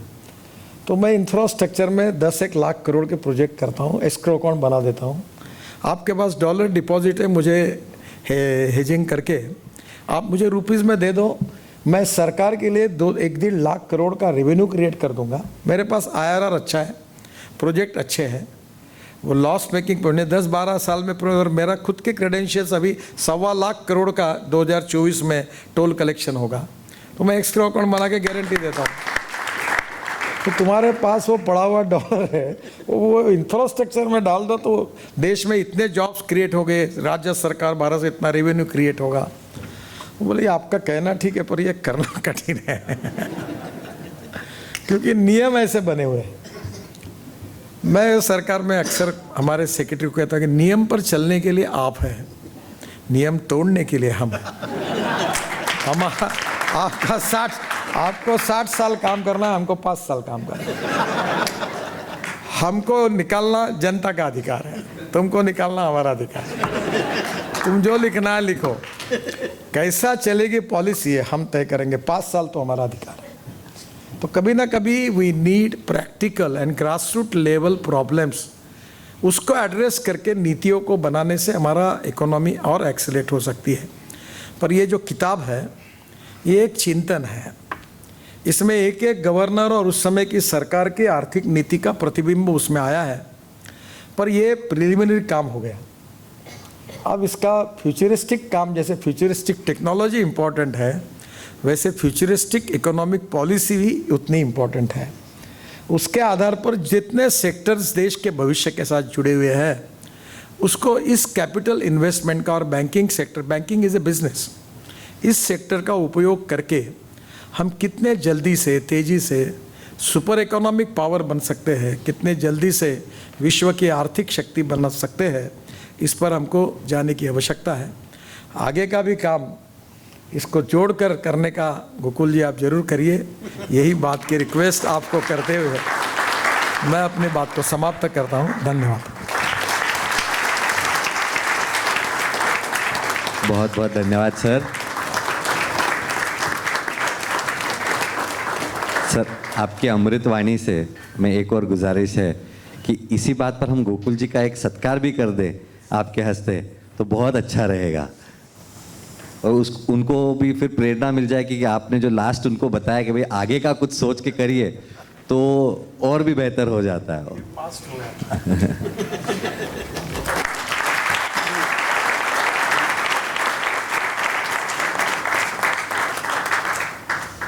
बहुत बहुत धन्यवाद sir.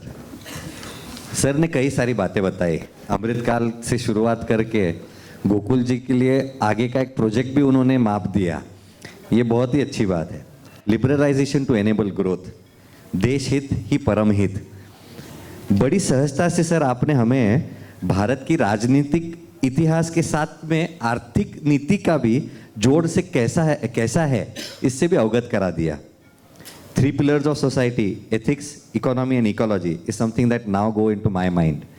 You have rightly pointed out the need for the evolution of policy and the use of technology to support the aspiration of New India.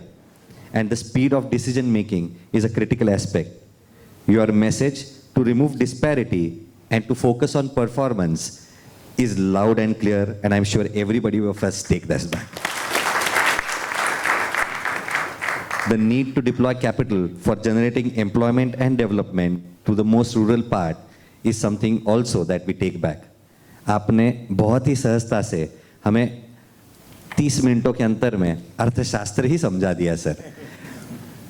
और आपने जो आखिरी बात कही जो मैंने नोट करी, जिसका काम उसी को साझे, ये तो बहुत ही ज़रूरी है। बहुत बहुत धन्यवाद।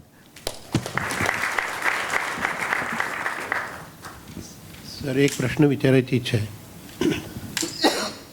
आपण बोलता बोलता म्हणालात चार्टर्ड अकाउंटंट्स लकीर के फकीर होते हैं। सर आपको क्या लगता है कि हमारा रोल किस तरह से चेंज होना चाहिए? भाई जहाँ आजकल आपको सीबीआई, ईडी और इनकम टैक्स ने काफ़ी अच्छा ट्रेनिंग दे दिया। दे आर अंडरस्टैंडिंग कि क्या करने से क्या होता है। देखिए, मुझे लगता है कि we need to identify the sectors, not only industry, trade and business, उसके अलग छोड़कर, जहाँ इकोनॉमिक वायबिलिटी है, जहाँ कैपिटल इन्वेस्टमेंट प्रोडक्टिव है और जहाँ से रेवेन्यू भी क्रिएट होगा, एम्प्लॉयमेंट पोटेंशियल क्रिएट होगा। My particular request to you about agriculture, for example, hydrogen is the future fuel. Futuristic है हाइड्रोजन। सभी हवाई जहाज चलेंगे, रेलवे चलेगी। हाइड्रोजन 4 प्रकार के हैं। तो एक तो पानी से हाइड्रोजन इलेक्ट्रोलाइजर से निकलता है, वो थोड़ा कॉस्टली है क्योंकि 1 किलो हाइड्रोजन को 50 यूनिट पावर लगती है। कचरे से मीथेन तैयार करके बायोडाइजेस्टर में हाइड्रोजन तैयार होता है, वो सस्ता है। और जो कोयले से होता है वो ब्राउन हाइड्रोजन है, ब्लैक हाइड्रोजन है। पेट्रोलियम से होता है वो ब्राउन है। अब ये कैसा है कि आप इसमें स्टडी करके आपका इकोनॉमिक्स, आपका डीपीआर, प्रोजेक्ट रिपोर्ट बोलने का स्किल, और दूसरी तरफ टेक्नोलॉजी, तो ये दोनों को जोड़ देंगे तो नेचुरली क्या होगा कि हमारा रूरल, एग्रीकल्चर और ट्राइबल क्षेत्र में इसी का होगा। अभी जैसे वेस्ट लैंड है, तो वेस्ट लैंड से बाम्बू लगाने से बहुत बड़ा प्रोडक्शन बढ़ता है और किसानों का फ़ायदा होगा, गरीबों को रोज़गार मिलेगा। अब मेरे को 30 लाख टन बिटुमिन लगता है। I am formulating the policy कि किसान बाम्बू लगाए वेस्ट लैंड पर और बाम्बू से बायो इथेनॉल भी बनता है और बिटुमिन बनता है। तो 30 लाख टन बिटुमिन इंपोर्ट करने के बजाय किसान अन्नदाता, ऊर्जादाता और बिटुमिन दाता बने। अब आप जैसे लोग क्या कर सकते हैं कि between the line you can identify, और टेक्नोलॉजी और फाइनेंशियल मैनेजमेंट दोनों का जोड़कर अब जब आप अप्रोच रखेंगे तो ये किसानों को, गाँव को वालों को एक विजन मिलेगी। ऐसी हज़ारों बातें हैं, पर प्रॉब्लम क्या है कि आप सीमित है केवल आर्थिक विषय तक और टेक्नोलॉजी और इसका विषय दूसरे तक है। तो क्यों नहीं, कौन जैसा हमने अभी डीपीआर बना दे, डिटेल प्रोजेक्ट रिपोर्ट, तो अभी मैं ऐसा चाह रहा हूँ कि एक ही व्यक्ति सब करे। तो हमारे उसके पास वो लाइसेंस भी लाए, क्लियरेंस भी करे, लैंड एक्विजिशन भी करे, तो स्ट्रक्चरल इंजीनियर भी उसमें कंपनी में होगा, सुपरविजन करने वाला भी होगा, रोड डिज़ाइनिंग वाला भी होगा, एवरीथिंग। जैसे वो शादी होती है ना, तो घोड़ा भी वही लाता है, आग्रह जिलेबी और लाडू लो करके वही आग्रह करता है। तो उस प्रकार का जो टर्न की बेसिस पर होता है, उस टाइप देश के हित में अगर एग्जैक्टली मॉडल आपने कुछ दिया तो it will be useful. That is was my feeling about it. So, broaden the lines is what I take back from that. Lines को broaden कर दो is what I take back from that from you. Sir, उसमें joint venture हो सकता है। जरूर जैसे एक टेक्निकल पार्टनर है और एक फाइनेंशियल पार्टनर। राइट। वैसे इनके साथ कोई टेक्नोलॉजी इन्वेंटर होगा और एक तरफ ये होगा, तो दोनों मिलकर अच्छा solution. Right, sir. Sir, I think we'll need to move to the last lap of our ceremony. I am inviting a very special person to the dais to express acknowledgements and gratitude. Tanvi, the only child of Manjuji and Gokulji Rathi. A commerce graduate again, and she is pursuing her solicitor's course in the University of Law in London. A well-groomed Kathak dancer, having taken lessons from Guru Manishaji Sathe, she has represented her school in inter-school basketball as well. And mind you, sir, she is also an author. She's written a book, Caught Between Enormity, which was published when she was just 16 years old. Tanvi, please join us on the dais. Thank you, Anand Bhaiya. Respected Shree Nitin Ji Gadkari, all the dignitaries on the dais and off the dais, it is my great pleasure and privilege that I'm standing before you to propose our heartfelt thanks to all of you for joining the book launch ceremony of the book, The RBI Governors, Czars of the Monetary Policy, authored by Shri Gokulji Rathi, my father. Gadkari sir, we are overwhelmed with gratitude when you promptly agreed to launch the book despite your hectic schedule. We are fortunate to have your introduction to the book, and we are fortunate to have you here with us today. Your gracious presence has enlivened us. I also thank Shri Satish Ji Marathe and Shri Gopal Ji Kabra for accepting the invitation to attend and grace the occasion. This program could not have been possible without the active participation and blessings of Shri Subhashji Deshmukh, Shri Avinashji Mahagaukar, and Shri Sanjayji Kadam. We are always indebted to you. Our sincere thanks to Shri Prabhakarji Paranspe, Chief Executive Officer, Forum for Integrated National Security, Srimati Sheilaji Rathi, Chairman Vashim Urban Bank, Shri Durgeshji Kabra, Central Council Member of ICI, Shri Kamleshji Sabu, Past Chairman of WIRC ICI, Shri Manojji Bhede, President Mahesh Industrial Group Pune, Shri Kothari ji, Shri Turzapurkar ji, Shri Satish ji Soni, officers of the central government, officers of the National Highway Authority of India, executives from the banking industry, thank you so much for attending the occasion. Also, members of the PPAD group of chartered accountants and dignitaries of the Maheshwari community in India who have attended to bless the occasion. Our thanks are due to the Rupa Publications team which is present here. I would also like to thank the press reporters who have gathered here to cover the event, and also the police personnel who are on duty here. My sincere thanks to the YV Chavan Auditorium Management, especially Shri Viplavji, caterer Shri Mishraji, digital support team Shri Pavanji, Shri Hiralalji Malu, Shri Rameshji Chandak, Shri Bajrangji Lohia, Shri Jugalji Malu, Shri Satyenji Chandak. The program would not have been successful without your presence. My special thanks to Shri Anandji Jakotia and Shri Dineshji Gandhi for their invaluable support. A formidable support came from friends like Shri Radheshamji Jaju. He and his friends from Mumbai have really made this occasion a great get-together. Our extended family from Rohan Kritika, Mahesh Industrial Group Pune, Maheshwari Vidya Pracharak Mandal, Saturday CA Group have joined to grace the occasion, traveling all the way from Pune. I would be failing in my duty if I forget Shri Anandji Karwa, who is conducting this program with such a finesse, and Shri Nileshji Bhattar, who is extending the digital support. I request Gadkari sir to felicitate Shri Anandji Karwa.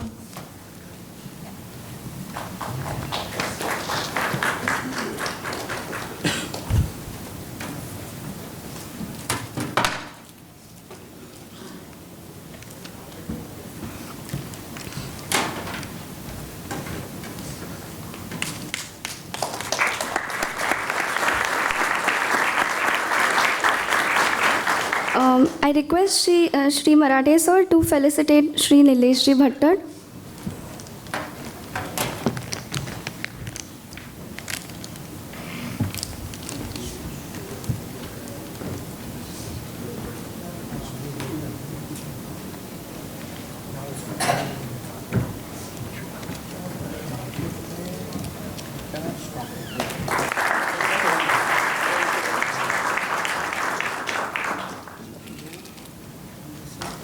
No words would be enough to thank the family, friends, and family members who have joined and made this occasion a celebration.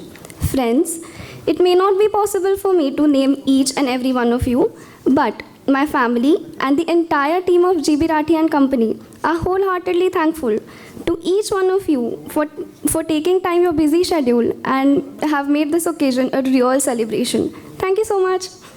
Tanvi, hold on. Tanvi, don't go away.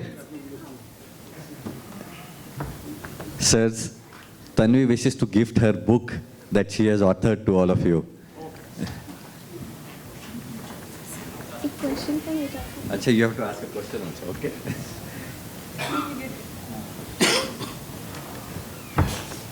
We can first give the book first.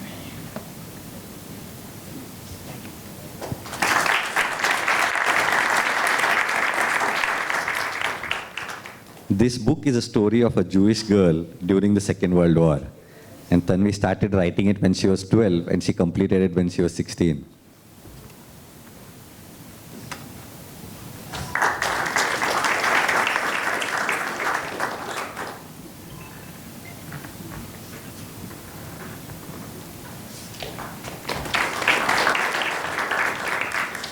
Thank you, Tanvi. I'm almost tempted to say, or mere liye. Right. I think sir needs to leave, but thank you so much. With this, we will really come to the close of the ceremony. On behalf of GB Rathi and Company and the Rathi family, I thank you all for your presence. It serves as a great encouragement and recognition of all the hard work put in by all the concerned in getting this book out for the people. Special thanks to our chief guest and our guests today. I thank Manjuji and Gokulji for entrusting me with the responsibility of conducting this ceremony. Before I invite you to join us for lunch, please rise for the national anthem as well.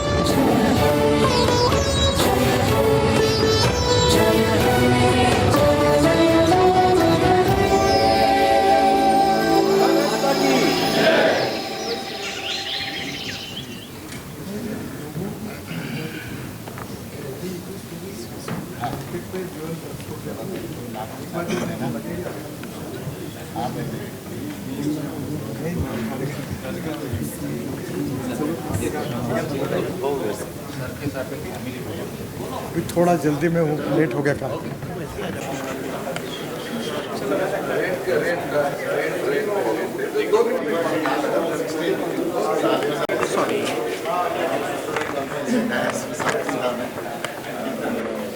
जो आपने performance audit वाली जो बात